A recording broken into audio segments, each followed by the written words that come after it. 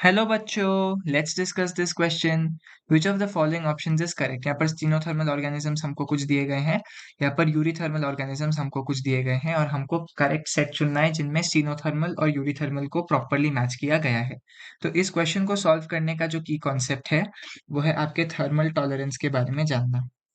तो जब हम थर्मल टॉलरेंस की बात करते हैं तो दो तरीके के ऑर्गेनिज्म सामने आते हैं। एक होता है स्टीनोथर्मल ऑर्गेनिजम्स और दूसरा होता है यूरीथर्मल ऑर्गेनिजम्स। अगर हम स्टीनोथर्मल ऑर्गेनिजम्स की बात करें तो वो क्या होते हैं basically.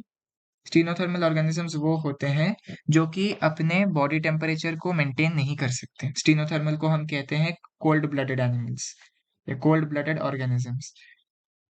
Cannot maintain, can't maintain body temperature. वहीं पर अगर हम यूरीथर्मल ऑर्गेनिजम्स की बात करें तो ये वार्म ब्लडेड होते हैं और ये मेंटेन कर सकते हैं अपने बॉडी टेम्परेचर को। Can maintain body temperature. यहीं पर अगर हम कुछ चीजें देखें, कैन मेंटेन बॉडी टेम्परेचर। यहीं पर अगर हम कुछ चीजें देखें जैसे कि इनके एग्जाम्पल्स, स्टीनोथर्मल में 99% ऑफ एनिमल्स आएंगे और around nearly all plants stenothermal होते हैं।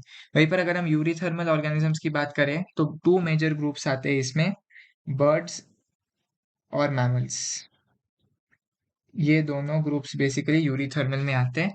अगर 99% ऑफ एनिमल्स में बाकी के जो वर्टिब्रेट्स के ग्रुप्स हैं जैसे पाइसेस, रेप्टाइल एंड एम्फीबियंस, ये तीनों के तीनों कोल्ड ब्लडेड के ग्रुप में आएंगे। तो हमको बस ये एग्जाम्पल जानने की जरूरत थी इस क्वेश्चन में। तो चलिए वापस हम अब यहाँ पर सेट्स में देखते हैं। पहला सेट में दिया गया है फ्रॉग स्टीनोथर्मल, ठीक है। यूरीथर्मल में लिजर्ड गलत है, लिजर्ड एक रेप्टाइल है तो वो यूरीथर्मल नहीं है। बी ऑप्शन कहता है फ्रॉग स्टीनोथर्मल, ठीक है। यूरीथर्मल में मैन, ठीक है, ये ठीक है। सी ऑप्शन कहता है मैन स्टीनोथर्मल, गलत। और लिजर्ड यूरीथर्मल तो नहीं है, गलत। मैन एक मैमल है तो वो बेसिकली वार्म ब्लडेड है। लिजर्ड एक रेप्टाइल है तो वो स्टीनोथर्मल होना चाहिए, कोल्ड ब्लडेड। डी ऑप्शन कहता है पोलार बेयर स्टीनोथर्मल, नहीं, पोलार बेयर वापस एक मैमल है और वो यूरीथर्मल है। कोकोनट ट्री को स्टीनोथर्मल होना चाहिए और वो यूरीथर्मल नहीं है।